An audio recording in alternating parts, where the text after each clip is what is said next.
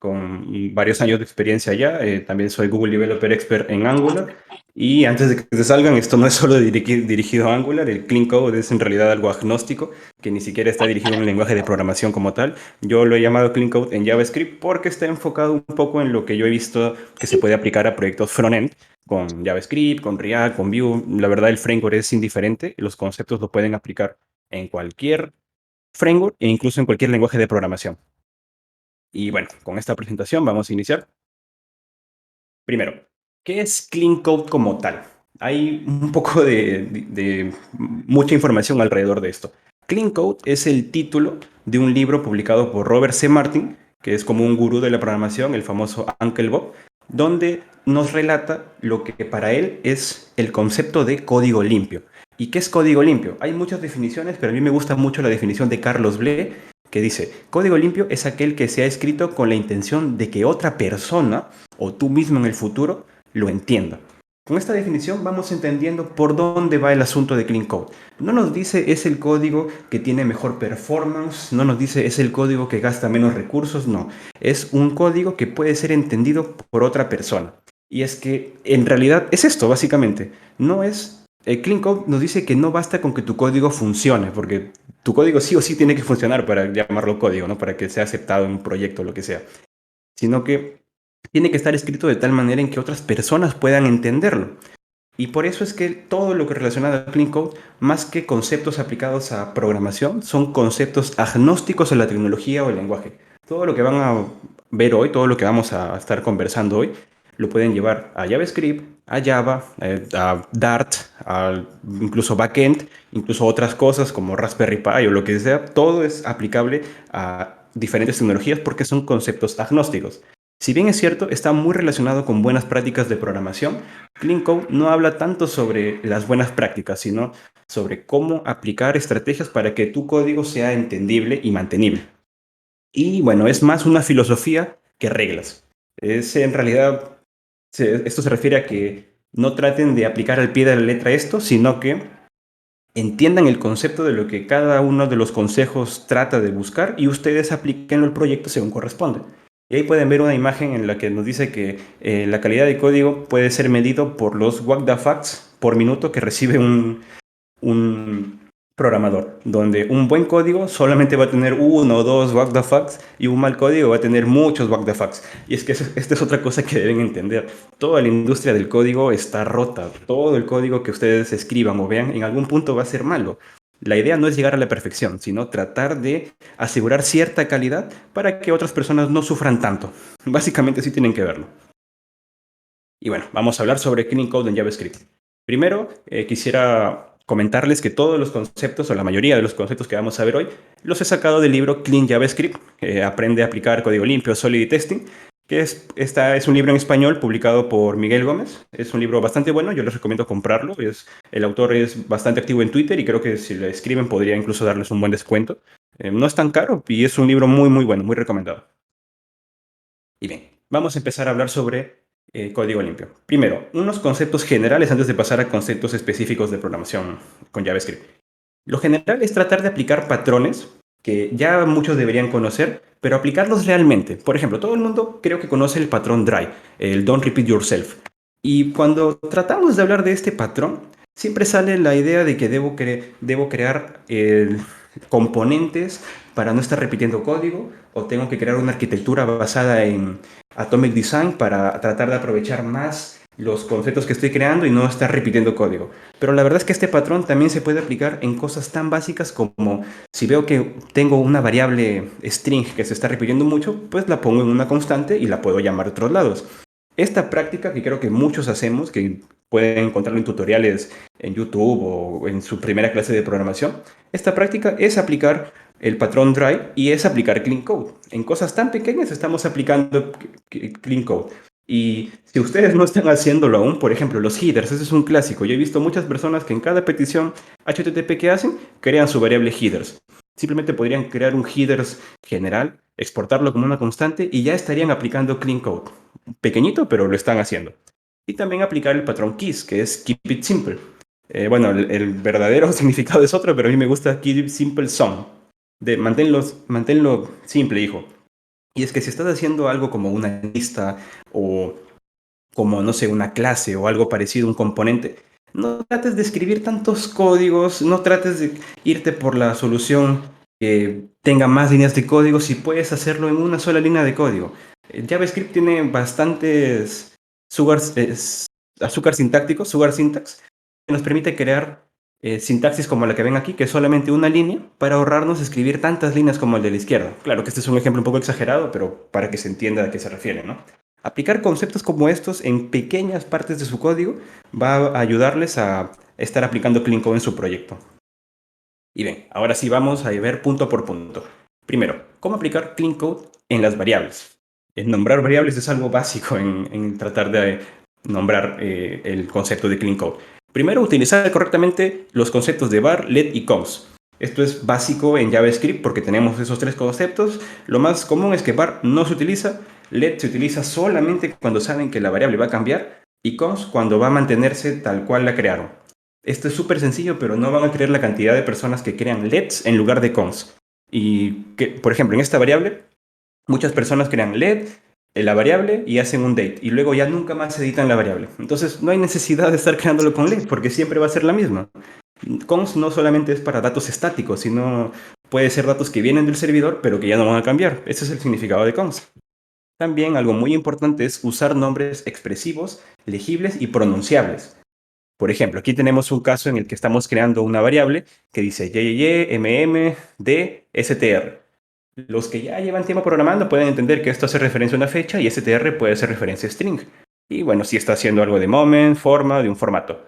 Pero ¿qué pasaría si esto fuera llamado como current date? Es mucho más legible. Tienen que entender que a pesar de que el código va a ser procesado por una computadora, a futuro va a ser utilizado y leído por humanos. Y para una persona, para un humano, es más sencillo leer algo que conoce, en este caso una palabra real, en vez de estos símbolos todos raros que pueden llegar a cansar a la vista, cansar a la mente y a la larga hacer que tu código no sea mantenible. Así que usar nombres expresivos, legibles y pronunciables ya está haciendo que utilices clean code en tu código. Y también no importa si tu palabra es un poco larga a tu gusto, porque hay personas que no les gusta escribir variables un poco largas, pues no interesa. El nombre de las variables son gratis. Si tu variable tiene que ser larga para ser descriptiva, pues que lo sea, ¿no? No pasa nada por eso.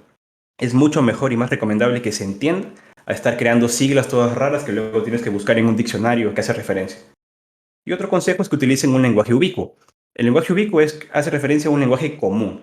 Algo que a mí me ha servido mucho es pensar que cualquier persona que lea tu código debería entenderlo o debería entender qué hace simplemente sabiendo inglés. Si tú pones a una persona que no sabe programar a leer tu código y esa persona sabe un poco de inglés, mínimo va a entender qué está haciendo tu código. Por ejemplo, una persona que no sabe programar no va a entender esto de moment, format o lo que sea. Pero si dice current date, va a saber que es la fecha actual. Por lo tanto, tu código está cumpliendo su objetivo de que un ser humano lo entienda. Este es un poco un truquito que pueden aplicar para nombrar sus variables. También el nombre de las variables debe ser basado en definiciones y terminologías del negocio. Tal vez en su negocio se utilizan, no sé, diferentes términos y ustedes deberían estar conscientes de esos términos para que coincidan. Por ejemplo, si en el backend estás recibiendo datos del usuario que está usando tu aplicación y al usuario lo llaman customer, trata tú de utilizar la palabra customer cuando te refieras a ese usuario. Porque si tú haces user, ok, está bien, pero en tu backend va a venir customer y en tu frontend vas a usar user. Puede ser un poco difícil de leer o de escribir. En cambio, si utilizas customer, pues es más sencillo, ¿no? Incluso puedes copiar y pegar de la respuesta del JSON y es mucho más fácil. Ahí también entra el otro consejo que dice hablar todos el mismo lenguaje para evitar confusiones. Es muy bueno en los equipos, antes de empezar un proyecto o ya a medida, si es que no se pudo antes, crear un glosario de términos. No es tanto como un diccionario, o sea, sí pueden tener un diccionario, pero no tanto por eso, sino para que todos entiendan de qué términos estamos hablando. Como el ejemplo que les dije antes, el usuario que usa tu aplicación puede ser llamado de muchas maneras. Yo he visto que algunos lo llaman usuarios, otros lo llaman partners, otros lo llaman customers, algunos lo llaman society users, algo así. No importa el término, pero si ya definieron que van a utilizar ese término, entonces todos deberíamos estar usando el mismo término, porque el no hacerlo puede crear más confusiones. Puede ser que ya existan interfaces y clases de tu usuario que se llama customer, pero como tú lo estás llamando user, no lo encuentras, así que creas de nuevo eso y malogras el proyecto. Bueno, no lo malogras, pero creas código que no es necesario porque ya existía. Algo también importante es usar nombres correctos según el tipo de dato. Por ejemplo, en los arrays es importantísimo, así, importantísimo usar nombres en plural. Ahí tenemos un ejemplo muy descriptivo. Si yo pongo fruit de fruta y tengo un array con frutas, cuando yo haga referencia a este fruit, probablemente ustedes entiendan que están hablando del array, pero quizá una persona que acaba de ver su código puede entender que fruit, fruta, hace referencia a una sola fruta, o sea, a una cadena de fruta. Así que quizá no es tan buena idea llamarla así. Por el contrario, si ustedes utilizan algo como fruit list, ok, es más entendible, ¿no? Es una lista. Pero esto significa que todos sus arrays van a terminar en list. Es agregarle una palabra más a todos sus arrays. Y claro, yo les dije que los nombres no importa que sean largos mientras sean descriptivos. Pero ¿qué pasaría si en vez de fruit list lo llaman fruits, o sea, frutas? La S ya hace que tu mente piensa que es un conjunto. Y un conjunto es como un array o un map o algo parecido, una collection, no lo sé. Así que es mucho mejor hacer eso, te ahorras una palabra y tu código es muy descriptivo. Y un código mucho mejor es fruit names. Es mucho más descriptivo porque frutas puede ser que sea el array de cadenas de frutas o puede ser que sea un array de objetos de frutas, ¿no? El objeto con el nombre, el precio, las características, pero si es fruit names, ya solo con leer la palabra fruit names sabes que es un array de nombres de frutas. Y no hay ninguna posibilidad de que te equivoques porque el nombre es completamente descriptivo. Así que cuando utilicen arrays, agréguenle la S al final. Y eso también es beneficioso para algunos frameworks como en Angular. En Angular tienes el ng4 y es más sencillo que tu array termine con S, cosa que tu ítem, que va a ser la iteración de cada array, le quitas la S y ya está. Y es mágico, es súper sencillo y el IDE te ayuda muchísimo más a trabajar así. En variables booleanas se suele utilizar el prefijo is, has, can para describir esta variable. Por ejemplo, aquí tenemos la variable open, write, read, que son variables que reciben un valor booleano. Pero ¿qué pasaría si le agregamos los prefijos anteriores? Is open, ¿está abierto? Si tú lees un código como if is open, haz esto. Tu mente ya lo entiende, pero súper rápido. Si está abierto, haz esto. Si puedo escribir if can write, entonces haz esto. If has fruit, si tiene una fruta, haz esto.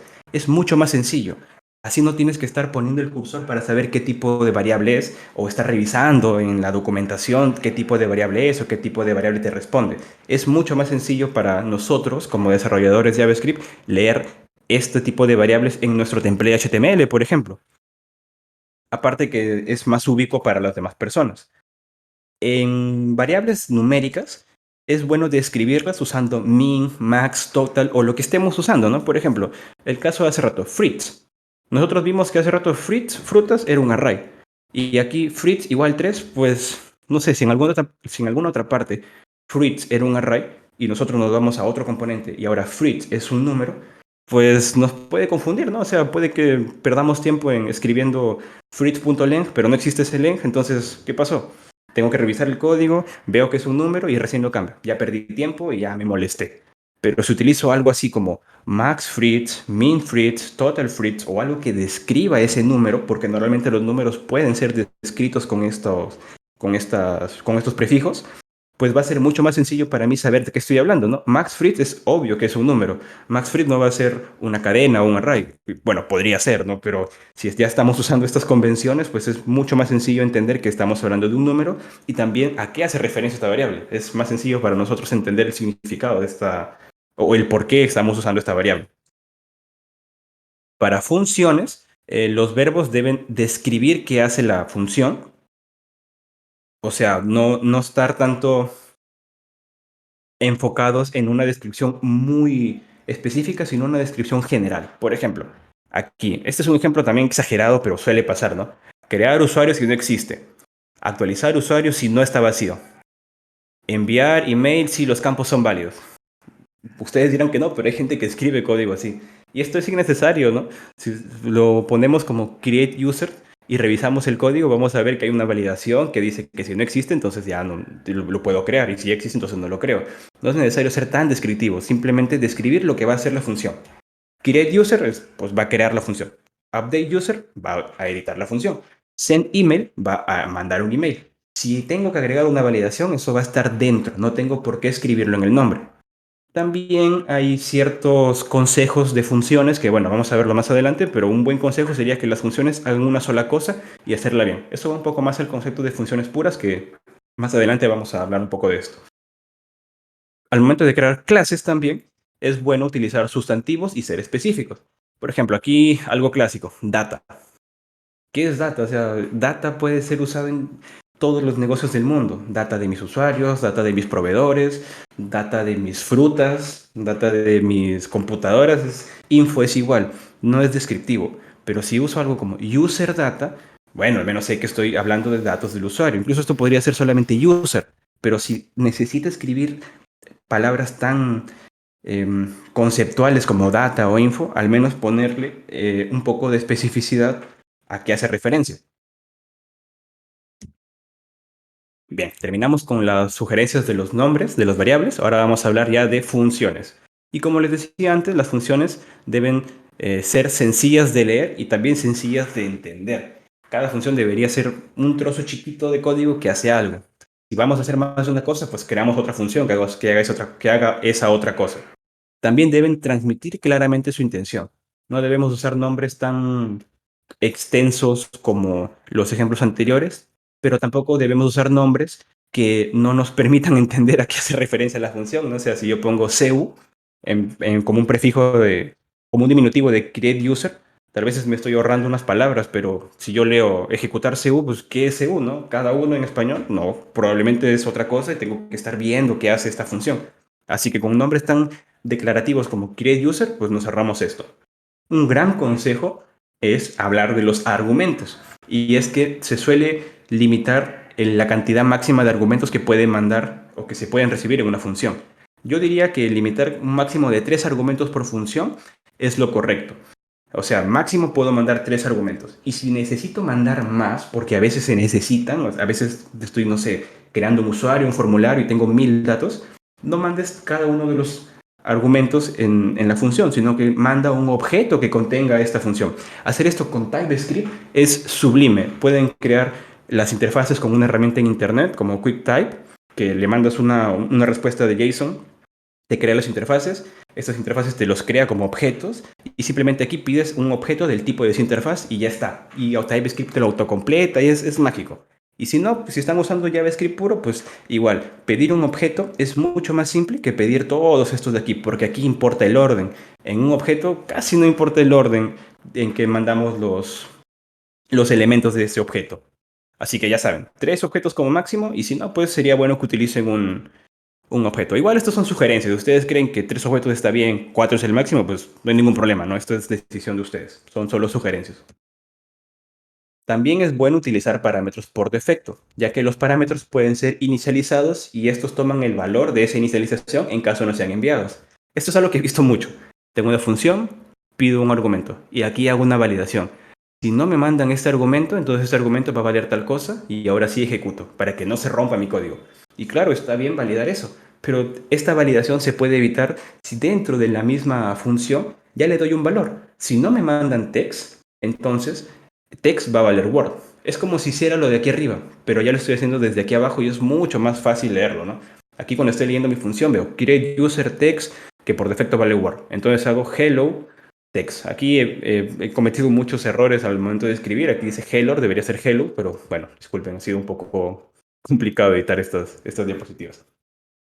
También podemos hacer uso del operador RIST y el operador split, que son básicamente los 3 puntitos que estamos viendo de la función. Esto es algo de JavaScript que es muy útil. Los 3 puntitos, según dónde lo usemos, nos sirven para desparramar un objeto o un array o para hacerlo pequeño. Por ejemplo, el res operator nos permite reducir y luego desparramarlo. Aquí estamos diciendo add y un spread operator de los argumentos. O sea, podemos mandarle cualquier cantidad de argumentos. Y cuando nosotros le mandemos aquí, estos argumentos va a hacer referencia a los de acá. Cuando estemos utilizando el spread operator también puede ser al revés, ¿no? Como le pedimos 3 argumentos y luego podemos mandarlo como punto, punto, punto y desparramamos los argumentos de arriba. O sea, podemos hacer uso de esto para que nuestro código sea más legible y sea más pequeñito. También en las funciones es importante controlar el tamaño y los niveles de indentación. Este es un ejemplo un poco exagerado, pero suele pasar, ¿no? Por ejemplo, aquí estoy teniendo una función getPensión donde creo una pensión, que bueno, aquí está como indefined, pero podría ponerle un estado nulo, un estado vacío. Y compruebo, ¿no? Si usuario, entonces mi pensión va a valer getUserPensión. Si no, else if, si es ejecutivo, entonces le doy este valor a pensión, y si no, pues ya le doy el normal y retorno la pensión. Esto suele pasar mucho y no es escalable. Esto de aquí es un antipatrón. El, no recuerdo cómo se llama, el else if hell o algo así, en el que cada vez que yo voy a agregar algo nuevo tengo que hacer una indentación más del else. O sea, voy a tener mi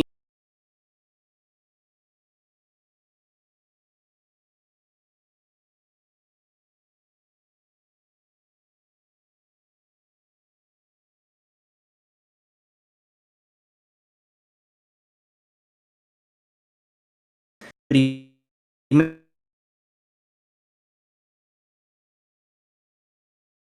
estoy invirtiendo del primer if y no tengo que hacer elf, sino que simplemente retorno lo que debería retornar al final. O sea, aquí es innecesario que yo cree una pensión y que guarde mi resultado dentro de la pensión, sino que puedo retornar directamente el getUserPension, y como ya estoy retornando algo, lo demás que está abajo no va a importar. Luego hago otro if, retorno lo correspondiente, y si no pasé por esto, pues al final voy a retornar lo opuesto. Eso es cláusulas de guarda. Lo que les comenté hace un momento es la siguiente diapositiva. Cláusulas de guarda es esto: invertir el patrón para tratar de no utilizar if-else, sino que si paso el if, retorno algo. Si no pasé ese if y no retorné nada, entonces voy a ir al de abajo, sin necesidad de estar haciendo else, else, else. Y ahí viene la otra sugerencia, que es evitar el uso de else. Y aquí sí es lo que les comentaba hace un momento, de invertir el patrón. Aquí pueden ver que estoy haciendo un if. Si es válido, paso aquí. Si no es válido, voy a devolver error email. Luego, ya pasé la primera validación. Ahora la segunda. Si es válido el password, paso, y si no, devuelvo error password, y si es válido, pues hago console log. Yo puedo invertir esto. En vez de hacer if el escenario correcto, puedo hacer un if del escenario incorrecto. Es decir, si no es válido, retorno el error email y se acabó. O sea, ahí ya se acabó mi código. Lo de abajo no importaría.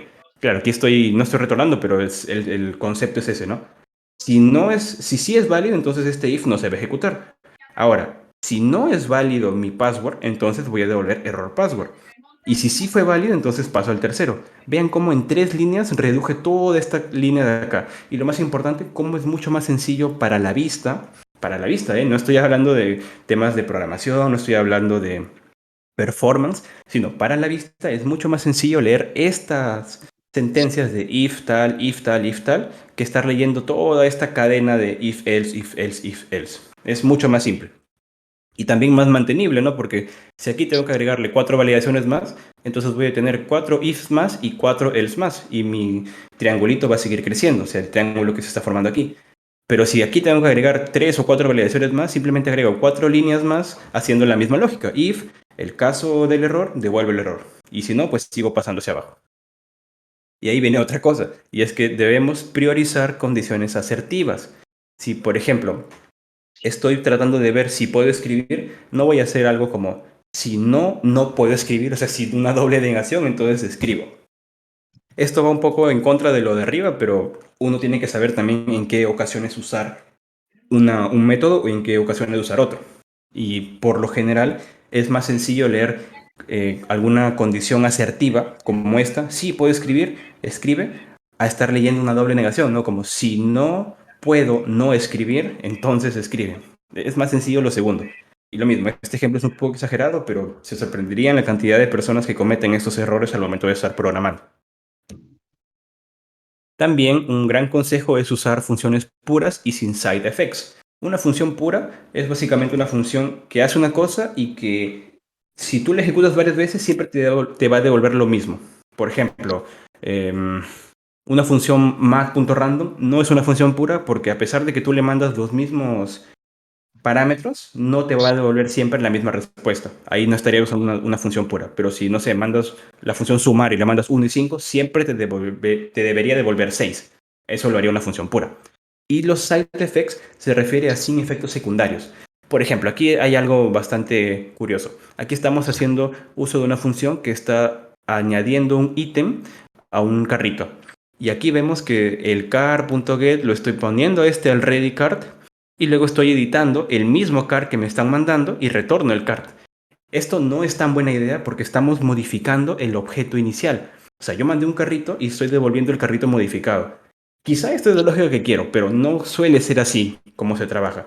Lo usual o lo que debería priorizar el programador es no tener efectos secundarios sobre lo que estoy mandando, sino crear una copia de este car, editar este car y devolver este car editado. Eso sería lo más óptimo. En ciertos casos también, ¿no? Me refiero a que esto es aplicable a ciertas características, no, no siempre va a ser así. Pero lo usual es esto, de que si mando un objeto, a este objeto no lo tengo que mutar, porque si no ya lo mutaría sin hacer uso de mi función, ¿no? Y bueno, un par de sugerencias más generales es hacer uso de algunos otros patrones. Por ejemplo, este patrón es el de cortocircuito, circuit break me parece que se llama. Y es que si tienes algo así como if y esperas que esto devuelva true, entonces ejecuta sometime, puedes reducirlo a esto de aquí, en el que tú puedes mandar tu variable, poner ii, que es como la condición de verdad, y luego la función. Si esto resulta ser verdadero, entonces vas a ejecutar esto de aquí. Si esto resulta falso, entonces aquí se detiene y esto ya no se ejecuta.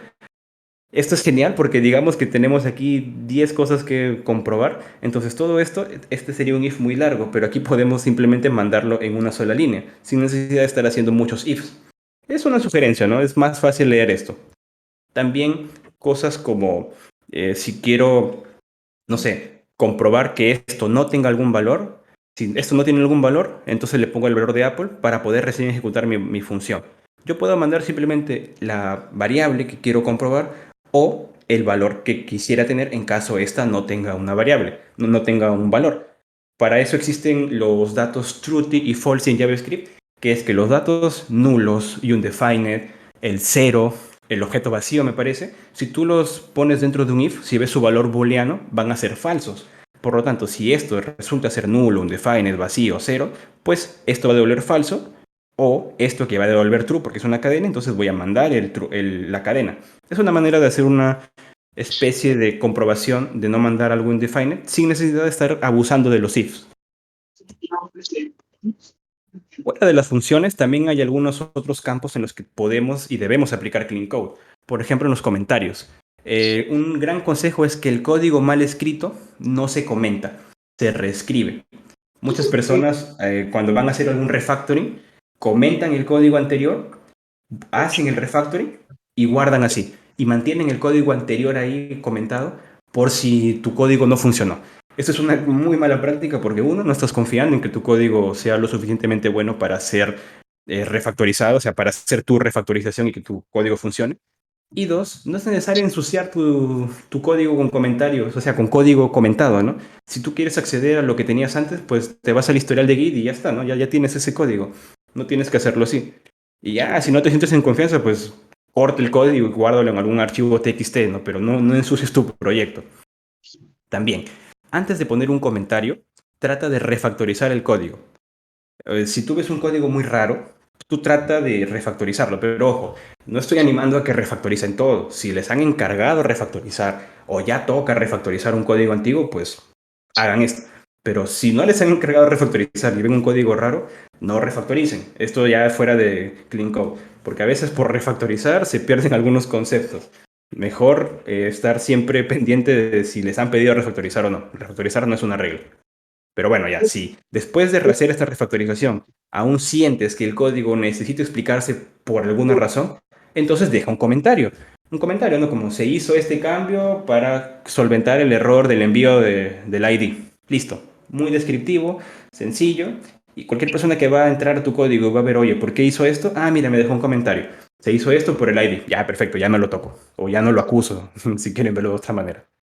También importante, comentar debe ser la excepción, no la regla. Dejar comentarios puede ser bueno, pero no es que van a estar comentando cada cosa, ¿no? Hay códigos que son autoexplicativos y de hecho el código debería ser autoexplicativo. No tienen por qué estar dejando comentarios en todo lo que hacen, simplemente en las cosas que ustedes podrían pensar que las personas no van a entender.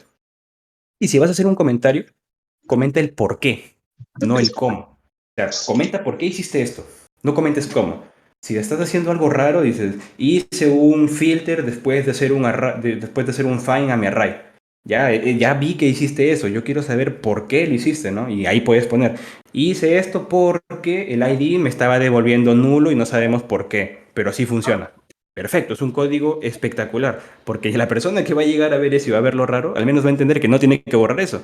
Y es que suena tonto, pero es así. Clean Code se refiere a esto, a que las personas puedan entender el código, más que tratar de buscar la perfección del código. También es bueno tratar de tener un estándar o una convención en tu equipo.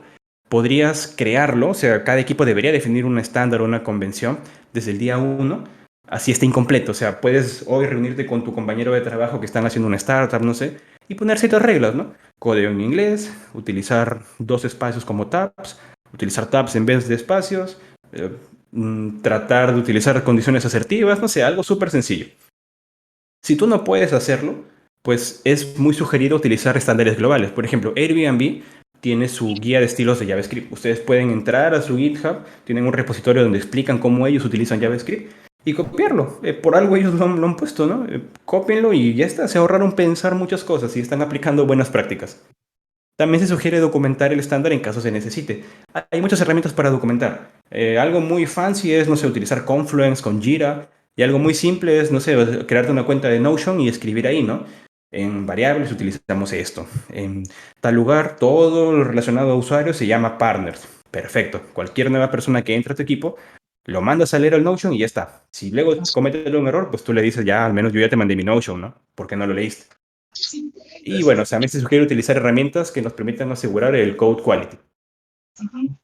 Code quality.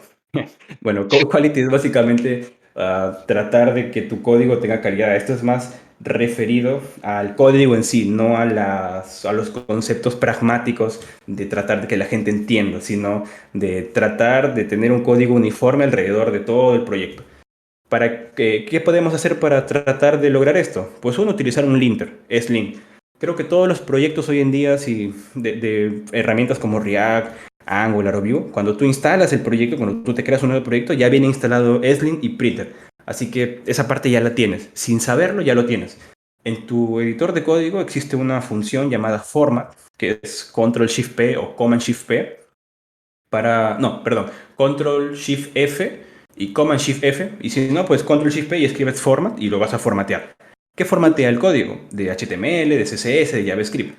Tú puedes crear o descargar algún archivo de configuración para que cuando tú ejecutes esa instrucción, el código se formatee al formato que le estás diciendo, ¿no? Al formato que ya definiste antes, de dejar dos espacios por tab, máximo, no sé, 200 líneas de código, o sea, de longitud, si no, haz un break de line, o sea, corta la línea y ponla para abajo. Esas cosas están en el Esling, en el printer. También puedes utilizar algún code convention, como lo mencioné antes, que va a ser definido por el equipo. Utilizar algún formateador, como printer. Y utilizar algunas herramientas externas, como podrían ser Husky, o ustedes crear sus propios atajos de Visual Studio Code. Por ejemplo, algo muy interesante es que ustedes pueden crear sus propios code snippets, me parece. Así como ustedes escriben log y les aparece la opción de console log, o se escriben HTML y les aparece ahí la opción de que le dan enter y les crea todo el HTML, también pueden crear sus propios snippets, donde escriben, no sé, un CMP y ¡fum! Les va a crear un componente de su proyecto. Así están asegurando que cada vez que alguien va a crear un componente, no lo haga de la manera manual, sino utilizando este snippet y ya tienen control de lo que van a crear. Por lo que así aseguran que sí o sí todos estén trabajando bajo el mismo lenguaje. Y no JavaScript, sino bajo el mismo lenguaje humano que han definido para su código. También pueden utilizar Husky, que es una herramienta de pre-commit que no les permite subir commits a GitHub si es que están rompiendo alguna de las reglas que les pasen, como errores de linter, como errores de espacios o no cumplir con lo que les acabo de mencionar, ¿no? De crear componentes con este snippet. Y bueno, básicamente eso sería todos los consejos que les quiero mostrar hoy con respecto a Clean Code. Hay muchísimos más. Clean Code es un tema que debes mencionar con tus amigos mientras te tomas un par de cervezas porque es algo gigante. Al final todos tienen su opinión. No hay opiniones malas por lo general. Y es algo muy bonito de aprender y que lo aprendes todos los días, ¿no? No es algo que te vas a volver experto con esto en un día o en un año o en 10 años. Es más de opiniones y de ver qué te funciona a ti. Y bueno, básicamente eso sería la charla de hoy. No sé si alguno quiere comentar algo, alguna duda, si les ha gustado.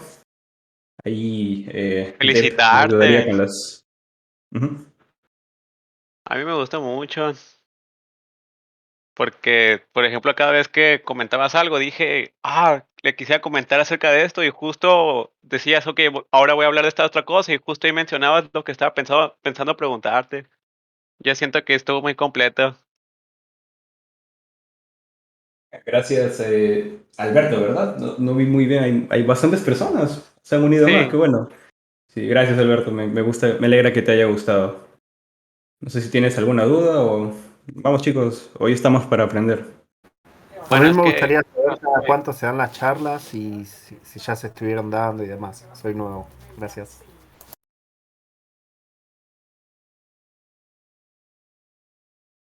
Ahí Deb te podría comentar más. A ver.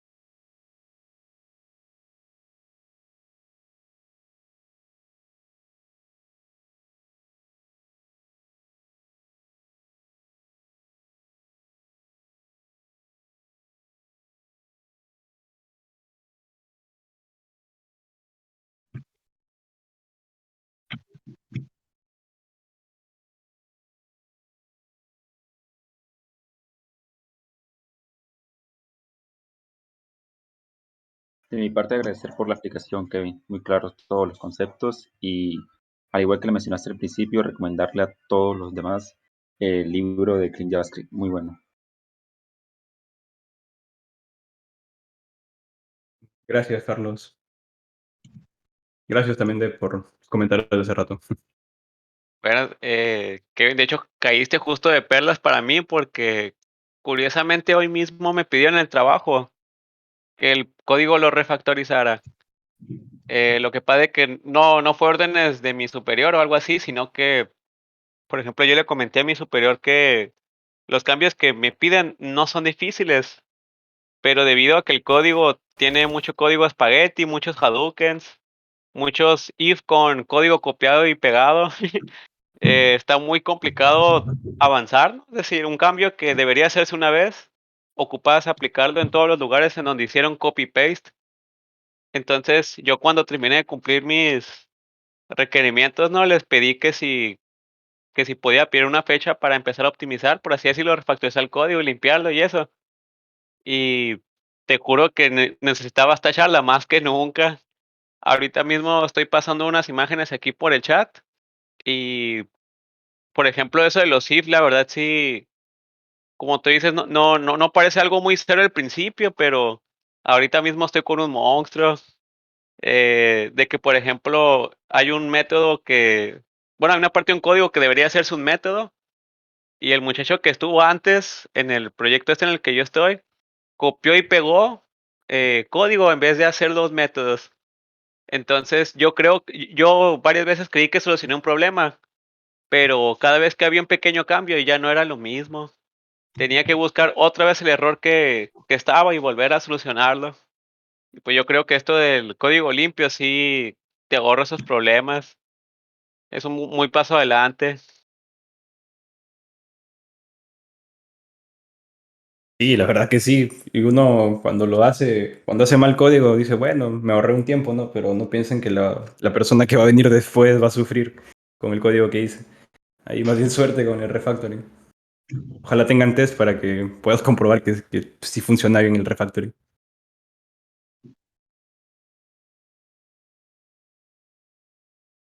Sí, sí, estoy de acuerdo. Y no te van a entregar un certificado, digo, como una constancia. En mi universidad las dan.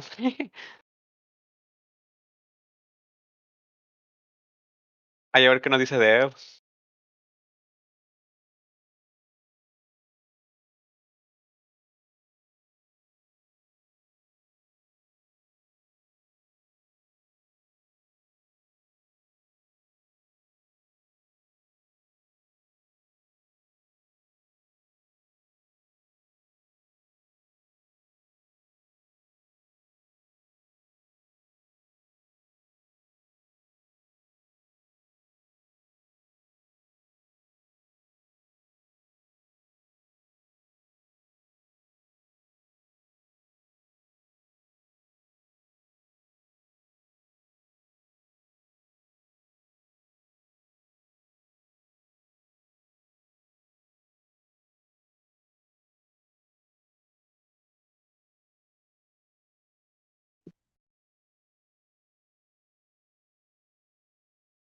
Eh, bueno, herramientas así, me suena Software Crafter. De hecho, el libro que usé para basarme en crear esta presentación, que es Clean JavaScript, es parte de una web llamada Software Crafter, como digo, que es el creador de este libro y es muy, muy buena a nivel de temas un poquito avanzados, de refactoring o de programación orientada a objetos. Déjenme busco el link.